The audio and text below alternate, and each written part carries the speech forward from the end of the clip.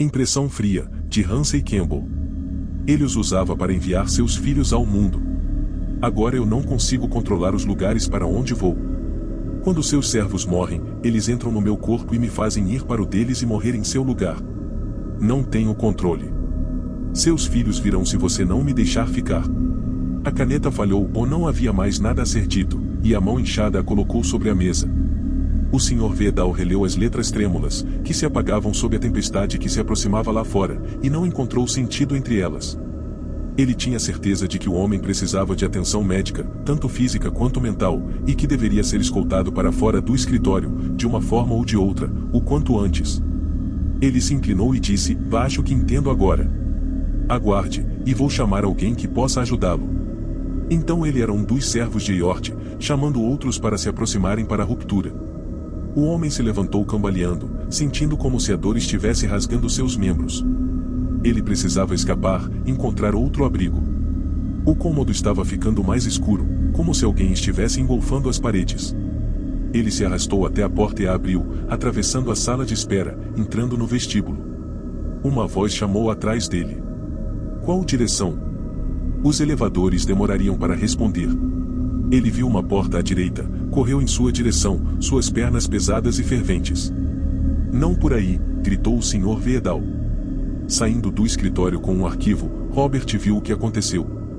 Ele não desmaiou, mas se jogou de volta para a sala de espera e abriu a porta do escritório com força. John estava a caminho de sair, mas ele a empurrou para trás e de alguma forma conseguiu convencê-la, assim como os demais, a não se aproximarem da porta. Por fim, o Sr. Vedal apareceu, muito pálido, tentando manter a calma enquanto dizia que havia chamado uma ambulância. Ele não deixaria ninguém sair da sala. Mas, pouco tempo depois, ele gesticulou para Robert sair e sugeriu vagamente que eles procurassem pelas salas abertas, escadarias e corredores do prédio, algo que ele não especificou. Cordões de chuva serpenteavam pelas janelas enquanto eles buscavam, ou a tempestade explodia triunfante sobre suas cabeças. Não encontraram nada. Mesmo assim, o Sr. Vedal providenciou sua transferência para outro escritório, e Robert o convenceu a obter transferências também para ele e John. Para os outros no escritório, que nem mesmo vislumbraram o objeto do qual os paramédicos desviaram os olhos ao levantá-lo do chão do vestíbulo, nada pôde ser feito. Robert prefere não pensar no que pode ameaçar aqueles que continuam trabalhando naquele alto prédio de escritórios, especialmente após o anoitecer. Pois o visitante manco abriu a porta, apesar do aviso do Sr. Vedal, se foi confrontado pelos telhados além da saída de emergência. O ar estagnado pressionou para dentro pela abertura, e um último raio puro de luz solar atingiu-o, tão preciso em seu objetivo que parecia deliberado. Ele atingiu o homem, que soltou um terrível uivo viscoso e cambaleou para se virar em direção a eles, a cabeça tremendo insanamente. Então, o Sr. Vedal ficou enjoado, e Robert fugiu de volta para a sanidade e para o que antes aceitava como cotidiano. Talvez ele não tenha visto o que passaria o resto da vida tentando esquecer, o rosto do homem se rasgando, uma fenda se abrindo do templo à mandíbula, expondo a bochecha até pendê-la revelada, pois não havia sangue, apenas algo pálido como coisas que nunca viram sol, algo que escorria pelo corpo do homem, que colapsou como um balão. Certamente Robert não poderia ter tido tempo de ver o fluxo se separar em objetos em movimento que rolaram escada abaixo para as profundezas do prédio, mas essa era a memória da qual ele sempre fugia. Algum instinto lhe dizia que, se algum dia se lembrasse claramente do que tinha visto, seria algo ainda pior do que um enxame de enormes e gordas aranhas brancas. Pois até mesmo os lacaios de Cthulhu não ousam falar de Golonak, ainda assim, chegará o momento em que Golonak sairá da solidão dos Els para caminhar novamente entre os homens. Revelações de Glaki, volume 12. Sanstrut lambeu os dedos e os limpou no lenço, as pontas estavam cinzentas da neve acumulada no poste da plataforma do ônibus. Ele então puxou seu livro de dentro da sacola de plástico no assento ao lado, retirou o bilhete de ônibus de entre as páginas, segurou-o contra a capa para protegê-la de seus dedos e começou a ler. Como frequentemente acontecia, o condutor assumiu que o bilhete autorizava a viagem atual do passageiro, ele não corrigiu o engano. Do lado de fora, a neve rodopiava pelas ruas laterais e escorregava sob as rodas dos carros cautelosos. A lama encharcada espirrou em suas botas quando desceu em frente à estação central de Brichester, aconchegando a sacola sob o casaco para maior segurança, abriu caminho até a banca de jornais, pisando nos flocos de neve que se acumulavam. Os painéis de vidro da banca não estavam totalmente fechados, a neve tinha passado por eles e apagado o brilho das capas de papelão dos livros. Olha isso, ele reclamou para um jovem ao lado, que olhava ansiosamente para a multidão enquanto encolhia o pescoço dentro do colarinho, como uma tartaruga. Não é revoltante? Essas pessoas simplesmente não se importam. O jovem, ainda buscando rostos molhados, concordou distraidamente. O homem mais velho avançou até o outro balcão da banca, onde o atendente entregava jornais. Ei, chamou. O atendente, contando troco para um cliente, gesticulou para ele esperar. Através do vidro embaçado, sobre os livros de bolso, observou o jovem se apressar para abraçar uma garota e, em seguida, enxugar delicadamente o rosto dela com um lenço. Ele deu uma olhada no jornal que o homem aguardando o troco segurava, assassinato brutal em igreja em ruínas. Leu sobre um corpo encontrado na noite anterior dentro das paredes sem teto de uma igreja em Lower Brichester. Quando a neve foi retirada dessa imagem de mármore, revelaram-se terríveis mutilações no cadáver, mutilações ovais que pareciam. O homem pegou o jornal e seu troco e saiu em direção à estação. O atendente voltou-se com um sorriso. Desculpe por fazê-lo esperar. Sim, disse ele. Você percebe que esses livros estão sendo cobertos de neve? As pessoas podem querer comprá-los, sabia? Você quer? O atendente respondeu. Ele apertou os lábios e voltou para a rajada de vento cheia de neve. Atrás dele, ouviu o som de vidros se encontrando. A loja Good Books on the Highway oferecia abrigo. Ele fechou a porta contra a chuva gelada e parou para observar. Nas prateleiras, os títulos atuais exibiam suas capas, enquanto os outros mostravam suas lombadas. Meninas riam de cartões de Natal cômicos. Um homem mal barbeado foi arrastado para dentro por uma rajada de vento com bordas de flocos e parou, olhando ao redor inquieto. O leitor estalou a língua. Mendigos não deveriam ser permitidos em livrarias para sujar os livros. Observou, de lado, se o recém-chegado dobraria as capas ou quebraria as lombadas enquanto se movia pelas prateleiras, mas não encontrou o que procurava. Conversando com o caixa estava o atendente que elogiara Last Exit to Brooklyn para ele na semana anterior, ouvindo pacientemente a lista de livros recentes, embora parecesse não reconhecer os títulos. Ele se aproximou e perguntou: Olá, há alguma novidade emocionante esta semana? O atendente o encarou, confuso. Alguma novidade? Sabe, livros como este? Ele ergueu sua sacola de plástico para mostrar a capa cinza de The Cunning Master de Hector Q. Ah, não. Acho que não temos. Ele tocou o lábio. Exceto Jean Genet. Quem? Ah, você quer dizer Gene? Não, obrigado, ele é mais chato que água de poço. Bem, sinto muito, senhor, acho que não posso ajudá-lo. Ah. Sentiu-se rejeitado. O atendente parecia não reconhecê-lo ou, talvez, estivesse fingindo. Já havia encontrado esse tipo antes e sido silenciosamente menosprezado por suas leituras. Examinou as prateleiras novamente, mas nenhuma capa chamou sua atenção. Na porta, desabotoou furtivamente a camisa para proteger ainda mais seu livro, e uma mão caiu sobre seu braço. Encardida de sujeira, a mão deslizou até a sua e tocou a sacola. Ele afastou-a com raiva e encarou o mendigo. Espere um minuto, o homem sibilou. Você está atrás de mais livros como esse? Eu sei onde podemos conseguir alguns. Essa abordagem ofendeu seu senso de retidão sobre o ler livros que não deveriam ser proibidos. Puxou a sacola dos dedos que tentavam agarrá-la. Ah, você também gosta deles, não é? Ele preparou sua armadilha. Como quais? Ah, Ada e Eva, me pegue como quiser, todas as aventuras de Harrison, sabe, tem muitos. A contragosto, admitiu que a oferta do homem parecia genuína. O atendente no caixa os observava, ele encarou de volta. Tudo bem, disse. Onde é esse lugar de que você está falando? O outro pegou no braço dele e o puxou ansiosamente para a neve inclinada. Fechando os colarinhos com força, os pedestres escorregavam entre os carros enquanto esperavam que um ônibus derrapado fosse removido mais à frente. Os flocos de neve eram esmagados nos cantos dos para-brisas pelos limpadores. O homem arrastou seu acompanhante em meio às buzinas que bramiam e soavam, depois entre duas vitrines de lojas, de onde garotas observavam com ar de superioridade enquanto vestiam manequins sem cabeça, e então por um beco. Ele reconheceu a área como uma que havia vasculhado em vão procurando livrarias escondidas. Eram becos decepcionantes, com revistas masculinas, respirações quentes e picantes que escapavam de cozinhas, carros cobertos com tampas de neve, e bares ruidosos acolhedores contra o clima. O guia entrou na porta de um bar público para sacudir o casaco, a camada branca rachou e caiu dele. O outro se juntou ao homem e ajustou o livro dentro da sacola, aninhado sob a camisa. Bateu a crosta de neve das botas, parando quando o outro fez o mesmo ou não queria ser associado a ele, nem mesmo por uma ação tão trivial.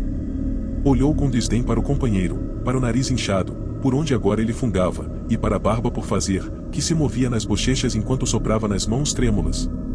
Tinha horror de tocar alguém que não fosse cuidadoso consigo mesmo. Além da porta, os flocos já obscureciam suas pegadas, e o homem disse: "Fico terrivelmente sedento andando rápido assim." "Ah, então é isso, não é?" Mas a livraria estava adiante. Ele liderou o caminho para dentro do bar e comprou 2 pintes de cerveja com uma Barmaid colossal, cujo peito se destacava com babados, que se movia para frente e para trás com os copos e operava as bombas com entusiasmo. Velhos sugavam cachimbos em alcovas vagas, um rádio tocava marchas em alto volume, homens segurando canecas miravam com imprecisão jovial no alvo de dardos ou cuspideiras. O recém-chegado balançou o sobretudo e pendurou ao seu lado, o outro manteve o casaco e ficou olhando para a cerveja. Determinado a não falar, observou os espelhos embaçados que refletiam grupos gesticulando em mesas cheias de restos que não estavam diretamente visíveis. Mas ficou gradualmente surpreso com a taciturnidade de seu companheiro de mesa, por certamente essas pessoas, pensava, eram notavelmente loquazes, na verdade praticamente impossíveis de silenciar. Isso era intolerável, ou ficar sentado à toa em um bar abafado e escondido quando ele poderia estar se movimentando ou lendo, se algo precisava ser feito. Engoliu a cerveja e bateu o copo no tapete. O outro se assustou. Então, visivelmente desconcertado, começou a bebericar, parecendo estranhamente nervoso. No final, ficou óbvio que estava enrolando com a espuma, e finalmente colocou o copo na mesa e ficou olhando para ele. "Parece que está na hora de ir", disse o mais velho. O homem olhou para cima, ou o medo arregalou seus olhos. "Droga, estou encharcado", murmurou. "Vou te levar lá de novo quando a neve passar." "Ah, então é esse o jogo, não é?", gritou ele. Nos espelhos, olhos o procuraram. "Você não vai me arrancar uma bebida assim, não. Eu não vim até aqui para isso." O outro se virou de um lado para o outro, encurralado. Tudo bem, mas talvez eu não encontre nesse clima." Achou esse comentário tão insensato que sequer respondeu. Levantou-se, abotoando o casaco, e caminhou com passos firmes para a neve que caía em arcos, olhando por cima do ombro para se certificar de que estava sendo seguido. As últimas vitrines, com pirâmides de latas atrás delas marcadas por cartazes com erros de ortografia, foram substituídas por fileiras de janelas furtivamente cobertas por cortinas, instaladas em visões ininterruptas de tijolos vermelhos. Atrás dos vidros, decorações de Natal pendiam como coroas. Do outro lado da rua, enquadrada em uma janela de quarto, uma mulher de meia-idade fechava as cortinas e escondia o adolescente ao seu lado. "Olá, lá vão eles", ele não disse, sentia que podia controlar a figura à frente sem precisar falar com ela, e de fato não tinha vontade de conversar com o homem, que parava tremendo, sem dúvida por causa do frio, se apressava-se novamente enquanto ele, um pouco mais alto que seu 1,65 metros e com físico mais robusto, pairava atrás dele.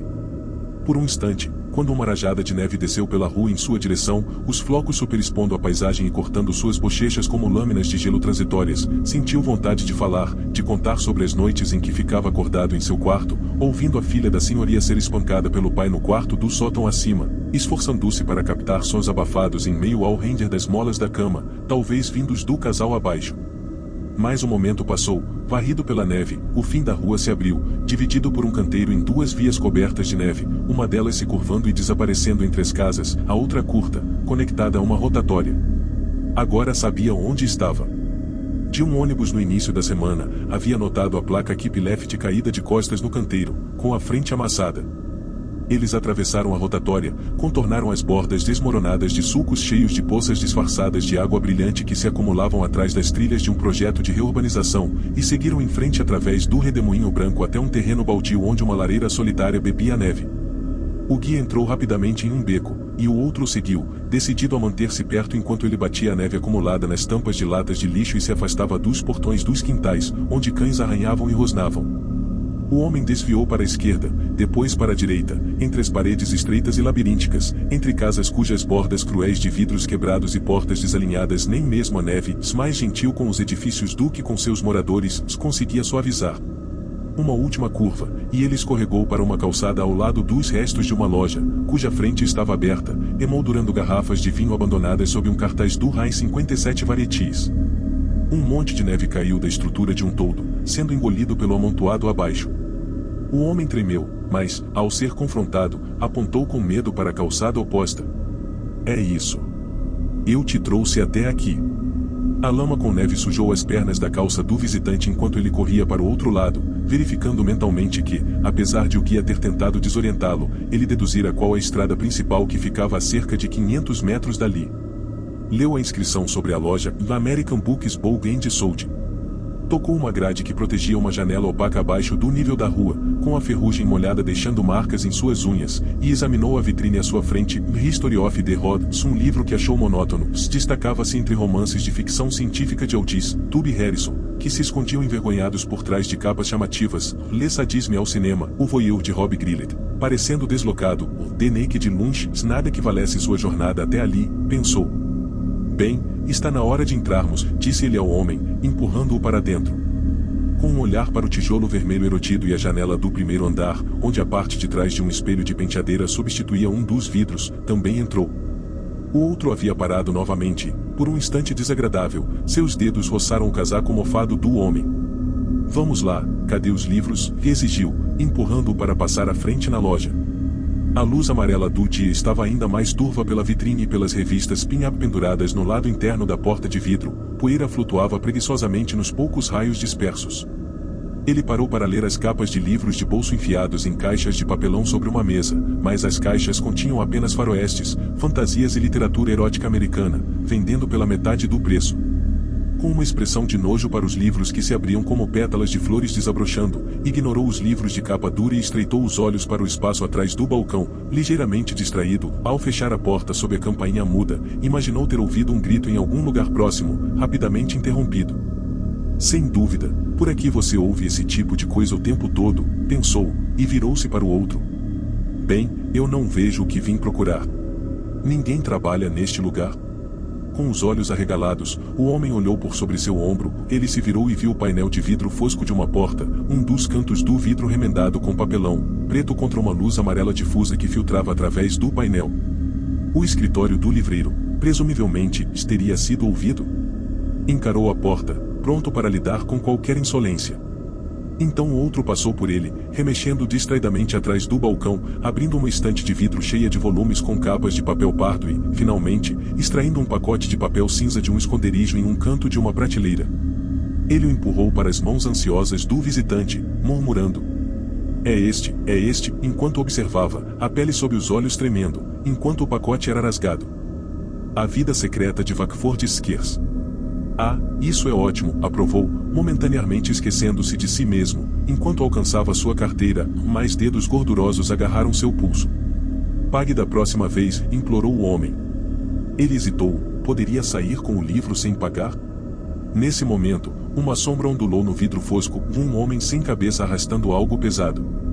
Decapitado pelo vidro fosco e pela posição encurvada, concluiu, até perceber que o livreiro devia estar em contato com a Ultimate Press, não podia prejudicar esse contato roubando o livro. Afugentou os dedos frenéticos e contou 2 libras, mas o outro recuou, esticando os dedos em puro medo, e se encolheu contra a porta do escritório, de cuja janela o vulto havia desaparecido, antes de quase se jogar em seus braços. Ele o empurrou de volta e colocou as notas no espaço deixado na prateleira por Vakford Skeers, virando-se. Você não pretende embrulhá-lo? Não, pensando bem, eu mesmo faço isso. O rolo sobre o balcão desenrolou uma tira de papel pardo, procurou um trecho sem manchas. Enquanto embrulhava o livro, desenrolando os pés da bobina rejeitada, algo caiu no chão com um estrondo.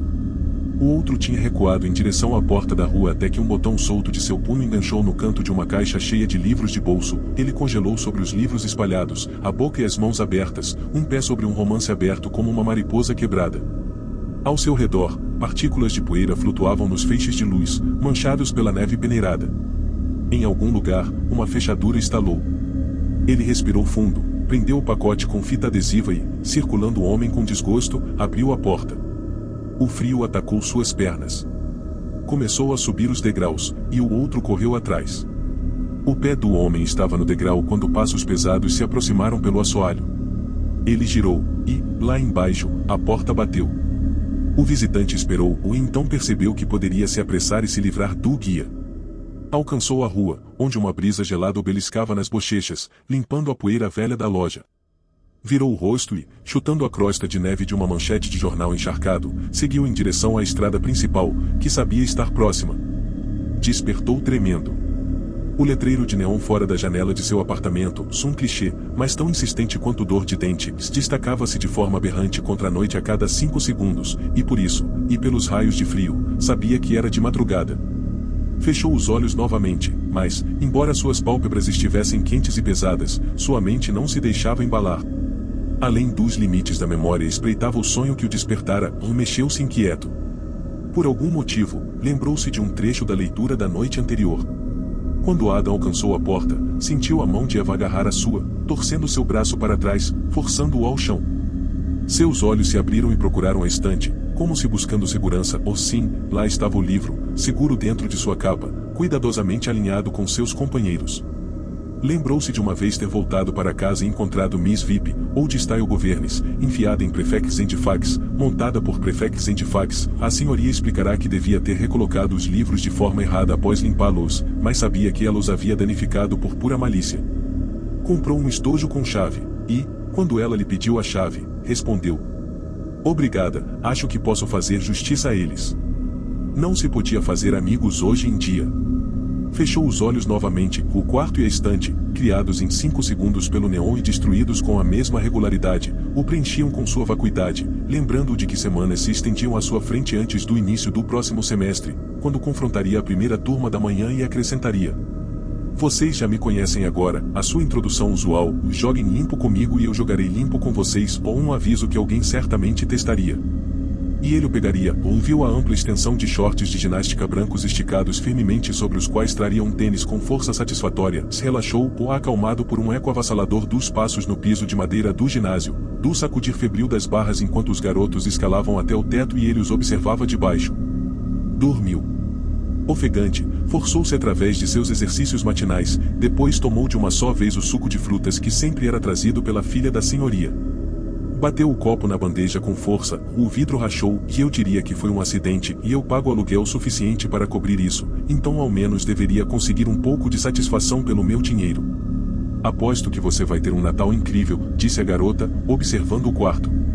Tentou agarrá-la pela cintura e refrear sua feminilidade atrevida, mas ela já havia ido, as pregas da saia girando, deixando seu estômago quente e apertado em antecipação. Mais tarde, ele caminhou até o supermercado. De vários jardins da frente, vinha o som irritante do raspado de pás limpando a neve. Esses ruídos desvaneciam e eram respondidos pelo rangido esmagador da neve sendo engolida pelas botas. Quando saiu do supermercado segurando um monte de latas, uma bola de neve passou raspando pelo seu rosto e bateu na janela, espalhando uma barba translúcida pelo vidro, como aquele fluido que escorria dos narizes dos garotos que mais frequentemente sentiam sua ira, pois estava determinado a eliminar essa feiura, essa repugnância deles.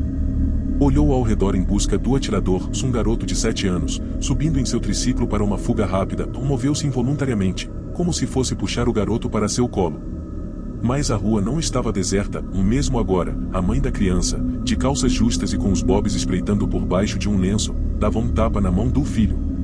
"Eu já te disse para não fazer isso." "Desculpe", ela gritou.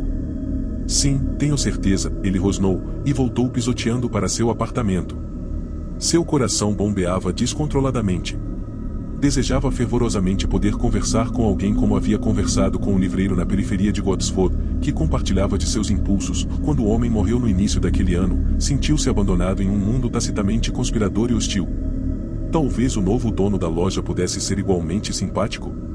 Esperava que o homem que o havia conduzido lá no dia anterior não estivesse presente, mas, se estivesse, certamente poderia ser dispensado. Um livreiro que lidava com a Ultimate Press deveria ser alguém que pensava como ele, alguém que também se oporia à presença daquele outro enquanto conversavam francamente. Além dessa conversa, precisava de livros para ler durante o Natal, e se não duraria muito, a loja dificilmente estaria fechada na véspera de Natal. Assim tranquilizado, ele descarregou as latas na mesa da cozinha e desceu as escadas. Desceu do ônibus em silêncio, o ronco do motor foi rapidamente abafado entre as casas carregadas de neve. A neve empilhada esperava algum som. chapinhou pelas trilhas deixadas pelos carros até a calçada, seu manto opaco marcado por incontáveis pegadas sobrepostas. A estrada se torcia de forma traiçoeira, assim que a estrada principal saiu de vista, a rua lateral revelou seu verdadeiro caráter. A neve sobre as fachadas das casas estava desgastada, protuberâncias enferrujadas surgiam por entre ela. Uma ou duas janelas exibiam árvores de Natal, com suas agulhas envelhecidas caindo e seus galhos decorados com luzes chiando em cores berrantes. Ele, no entanto, não prestava atenção a isso, mantendo o olhar fixo na calçada, tentando evitar manchas cercadas por marcas de patas de cachorro. Uma vez, encontrou o olhar de uma velha que encarava um ponto abaixo de sua janela, que talvez fosse o limite de seu mundo exterior. Momentaneamente incomodado, apressou-se, seguido por uma mulher que, a julgar pelo conteúdo de seu carrinho de bebê, havia dado à luz uma ninhada de jornais. Parou em frente à loja. Embora o céu alaranjado mal pudesse iluminar o interior, nenhum brilho elétrico era visível através das revistas, e o aviso rasgado pendurado atrás da sujeira poderia dizer fechado. Lentamente, desceu os degraus. O carrinho rangeu ao passar, os últimos flocos espalhando-se sobre os jornais. Ele olhou para sua proprietária curiosa, virou-se e quase caiu em uma escuridão repentina. A porta havia se aberto, e uma figura bloqueava a entrada. Vocês não estão fechados, estão? Gaguejou. Talvez não. Posso ajudá-lo? Eu estive aqui ontem. Um livro da Ultimate Press respondeu ao rosto à altura do seu, desconfortavelmente próximo. Ah, claro, você esteve aqui, sim, eu me lembro. O outro balançava-se incessantemente, como um atleta se aquecendo, e sua voz oscilava constantemente entre um tom grave e um falsete, o que o perturbava. Bem, entre antes que a neve te alcance, disse o homem, batendo a porta atrás deles, evocando um leve som do sino esquecido. O livreiro, se era ele, presumiu, surgia por trás, uma cabeça mais alto, ou lá embaixo, na penumbra, entre os cantos vagos e ameaçadores das mesas, ele sentiu uma compulsão obscura de se impor de alguma forma e comentou. Espero que você tenha encontrado o dinheiro pelo livro. Seu funcionário parecia não querer que eu pagasse. Algumas pessoas teriam aceitado a palavra dele. Ele não está conosco hoje. O livreiro acendeu a luz dentro de seu escritório. À medida que seu rosto enrugado e com bolsas era iluminado, parecia crescer, os olhos afundavam em estrelas flácidas de rugas, as bochechas e a testa inchavam dos sulcos, a cabeça flutuava como um balão meio inflado acima do terno de tweed volumoso. Sob a lâmpada sem cúpula, as paredes apertavam-se ao redor, cercando uma escrivaninha desgastada, de onde transbordavam exemplares manchados de digitais da revista The Bookseller, empurrados de lado por uma máquina de escrever preta entupida de sujeira. Ao lado, havia um pedaço de ceralacre e uma caixa de fósforos aberta. Duas cadeiras estavam frente a frente, e atrás da escrivaninha havia uma porta fechada. Ele se sentou diante da mesa, sacudindo o pó para o chão. O livreiro circulou ao seu redor e, de repente, como se tomado pela pergunta, exigiu. Diga-me, por que você lê esses livros? Essa era uma pergunta frequentemente feita por seu professor de inglês na sala dos professores, até que parou de ler seus romances nos intervalos. Seu reaparecimento repentino pegou desprevenido, e ele só conseguiu recorrer à velha réplica. Como assim, por quê? Por que não? Não estou sendo crítico, apressou-se o outro, movendo-se inquieto ao redor da mesa. Estou genuinamente interessado. Ia perguntar, você não quer que o que lhe aconteça, de certo modo? Bem, talvez. Estava desconfiado da direção que a conversa tomava e desejava poder dominá-la, ou suas palavras pareciam afundar no silêncio coberto de neve dentro das paredes empoeiradas, desaparecendo imediatamente, sem deixar impressão. Quero dizer o seguinte, quando você lê um livro, você não faz com que ele aconteça diante de você, na sua mente. Especialmente se tentar conscientemente visualizar, embora isso não seja essencial. Você pode, claro, rejeitar o livro. Conheci um livreiro que trabalhava com essa teoria, ou você não tem muito tempo para ser você mesmo nesse tipo de área, mas, quando podia, ele trabalhava nela, embora nunca tenha realmente formulado, se espere um momento, vou te mostrar algo. Saltou para longe da mesa e foi para a loja. Ele se perguntou o que havia além da porta atrás da mesa. Meio que se levantou, mas, olhando para trás, viu o livreiro já retornando através das sombras flutuantes com um volume extraído de entre os Lovecrafts e Derlets. Isto está relacionado aos seus livros da Ultimate Press, na verdade, disse o outro, batendo a porta do escritório ao entrar. Eles vão publicar um livro de Johannes Henricus Pod no próximo ano, pelo que ouvimos, e também trata de conhecimentos proibidos, como este aqui, sem dúvida. Você ficará surpreso ao saber que eles acham que talvez tenham que deixar algumas partes do Pod no latim original. Isto aqui deve te interessar, porém, a única cópia. Você provavelmente não conhece as Revelations of God, que é uma espécie de Bíblia escrita sob orientação sobrenatural. Existiam apenas 11 volumes, mas este é o 12º, escrito por um homem no topo de Mercy Hill, guiado por seus sonhos. Sua voz tornava-se mais instável enquanto continuava. Não sei como isso saiu, suponho que a família do homem possa tê-lo encontrado em algum sótão após sua morte e pensado que valia alguns trocados, quem sabe? Meu livreiro, bem, ele sabia sobre as revelações, mas percebeu que isso era inestimável. Ele não queria que o vendedor percebesse que tinha encontrado algo valioso e talvez o levasse para a biblioteca ou a universidade, então pegou como parte de um lote e disse que poderia usá-lo para rascunhos. Quando leu, bem, havia uma passagem que, para testar sua teoria, parecia uma dádiva. Olhe! O livreiro circulou novamente e colocou o livro em seu colo, com os braços apoiados em seus ombros. Ele comprimiu os lábios e olhou para o rosto do outro, mas alguma força enfraqueceu, recusando-se a sustentar a desaprovação, e abriu o livro. Era um livro-caixa antigo, suas dobradiças rachando, suas páginas amareladas cobertas por linhas irregulares de caligrafia magra. Durante o monólogo introdutório, estava confuso, lá agora, com o livro diante de si, vagamente recordava aqueles pacotes de folhas datilografadas duplicadas que eram passados pelos banheiros na sua adolescência. Revelações sugeria o proibido. Assim intrigado, leu aleatoriamente. Lá em Lower Brichester, a lâmpada nua definia cada pedaço de tinta descascada na porta oposta, e mãos moviam-se em seus ombros, mas, em algum lugar abaixo, seria perseguido pela escuridão por passos vastos e suaves. Quando se virava para olhar, um dedo inchado estava sobre ele. O que era tudo isso? Uma mão agarrou seu ombro esquerdo, e a mão direita virou páginas. Finalmente, um dedo sublinhou uma frase.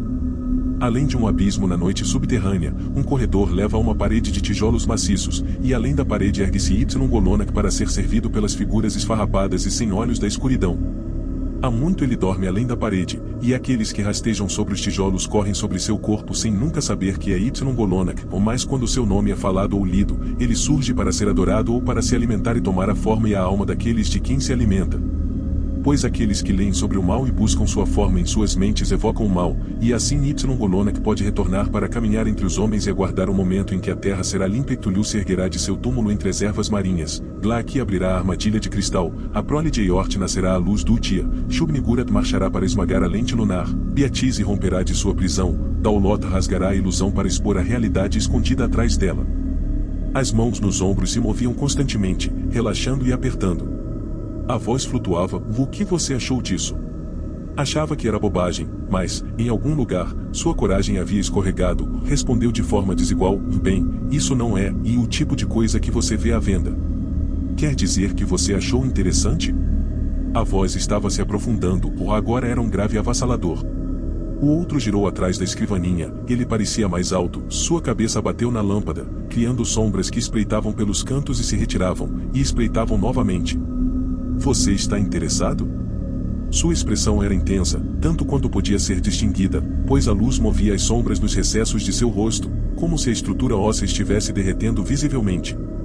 Na escuridão da mente, surgiu uma suspeita, ou não havia ouvido de seu querido amigo falecido, o livreiro de Godsford, que um culto de magia negra existia em Brichester, um círculo de jovens dominados por alguém chamado Franklin ou Franklin. Estaria ele sendo entrevistado para isso? Eu, e não diria isso, respondeu cauteloso. Escute. Houve um livreiro que leu isso, e eu disse a ele que você poderia ser o sumo sacerdote de Y-Golonak. Você chamará as formas da noite para adorá-lo nas épocas do ano, você se prostrará diante dele e, em troca, você sobreviverá quando a terra for limpa para os grandes antigos, você irá além do limiar para o que se move fora da luz. Antes que pudesse pensar, soltou você está falando de mim? Percebeu que estava sozinho em um quarto com um louco. Não, eu quis dizer o livreiro. Mas a oferta agora é para você. Bem, sinto muito, eu tenho outras coisas para fazer. Preparou-se para se levantar. Ele também recusou. O timbre da voz raspava nos ouvidos. Tive que matá-lo. Congelou. Como se tratava de um louco. Acalmá-lo. Agora, espere um minuto. Como pode lhe beneficiar duvidar? Eu tenho mais provas à minha disposição do que você pode suportar. Você será meu sumo sacerdote, ou nunca sairá deste quarto. Pela primeira vez em sua vida, enquanto as sombras entre as duras e opressivas paredes se moviam mais devagar, como se antecipassem algo, lutou para controlar uma emoção ou subjugou seu medo e raiva misturados com calma. Se você não se importa, eu preciso encontrar alguém. Não quando sua realização está aqui, entre estas paredes. A voz estava engrossando. Você sabe que eu matei o livreiro, se isso saiu nos seus jornais. Ele fugiu para a igreja em ruínas, mas eu o peguei com minhas mãos. Depois, deixei o livro na loja para ser lido, mas o único que o pegou por engano foi o homem que te trouxe aqui. Imbecil. Ele enlouqueceu e se encolheu no canto quando viu as bocas. Eu o mantive porque pensei que ele poderia trazer alguns dos amigos dele, que se afundam em tabus físicos e perdem as verdadeiras experiências, aqueles lugares proibidos para o espírito. Mas ele só entrou em contato com você e te trouxe aqui enquanto eu estava alimentando-me. A comida de vez em quando, ou meninos jovens que vêm aqui para comprar livros em segredo, eles se certificam de que ninguém saiba o que estão lendo. E podem ser persuadidos a olhar as revelações. Imbecil. Ele não pode mais me trair com suas tentativas desajeitadas, mas eu sabia que você voltaria. Agora você será meu. Os dentes rangeram silenciosamente até achar que sua mandíbula iria se partir. Levantou-se, assentiu com a cabeça e estendeu o volume das revelações em direção à figura. Estava pronto, e quando a mão se fechasse sobre o livro-caixa, ele correria para a porta do escritório. Você não pode sair, sabe disso, e está trancada. O livreiro balançava sobre os calcanhares, mas não se aproximou. As sombras agora estavam implacavelmente nítidas, e o pó pairava no silêncio. Você não está com medo, parece muito calculista. É possível que ainda não acredite? Tudo bem se ele colocou as mãos na maçaneta atrás da escrivaninha e quer ver o que sobrou da minha comida? Uma porta se abriu na mente, e recuou diante do que poderia estar além dela. Não! Não! Gritou. A fúria seguiu sua demonstração involuntária de medo ou desejou ter uma bengala para subjugar a figura que zombava dele. Julgando pelo rosto, pensou, os inchaços que preenchiam o terno de tweed deviam ser gordura, ou se lutassem, venceria. Vamos deixar isso claro, gritou, já brincamos o suficiente. Você vai me deixar sair daqui ou eu? Mais se viu olhando ao redor, à procura de uma arma. De repente, pensou no livro ainda em sua mão. Agarrou a caixa de fósforos da escrivaninha, atrás da qual a figura o observava, ameaçadoramente impassível. Risca um fósforo, então apertou as capas entre os dedos e sacudiu as páginas. Vou queimar este livro, ameaçou. A figura se enrijeceu, e o gelo de medo quanto ao que poderia acontecer em seguida tomou conta. Encostou a chama no papel, e as páginas se curvaram e foram consumidas tão rapidamente que teve apenas a impressão de um fogo intenso e sombras crescendo de forma instável nas paredes, antes que estivesse sacudindo cinzas no chão. Por um momento, ficaram frente a frente, imóveis. Após as chamas, uma escuridão tomou os olhos. Através dela, viu o tweed se rasgar ruidosamente enquanto a figura se expandia. Ele se atirou contra a porta do escritório, que resistiu. Recuou o punho e observou com um estranho desprendimento atemporal quando atravessou o vidro fosco. O ato pareceu isolá-lo, como se suspendesse toda a ação fora de si. Através das lâminas de vidro, nas quais brilhavam gotas de sangue, viu os flocos de neve pousarem sob a luz âmbar, infinitamente distantes demais para que pudesse pedir ajuda. Um horror o invadiu, o medo de ser dominado por trás. Do fundo do escritório veio um som, o girou e, ao fazer isso, fechou os olhos, apavorado demais para encarar a origem de tal som, mas ao abri-los, viu porque a sombra no vidro fosco, no dia anterior, não tinha cabeça, e gritou. À medida que a escrivaninha era empurrada para o lado pela figura nua e imensa, na qual ainda pendiam trapos do terno de tweed, o último pensamento foi uma descrente convicção de que aquilo estava acontecendo porque ele havia lido as revelações, em algum lugar, alguém queria que isso acontecesse com ele. Não era justo, ele não havia feito nada para merecer aquilo, mas antes que pudesse gritar seu protesto, seu fôlego foi cortado, quando as mãos desceram sobre seu rosto e as bocas vermelhas e úmidas se abriram nas palmas.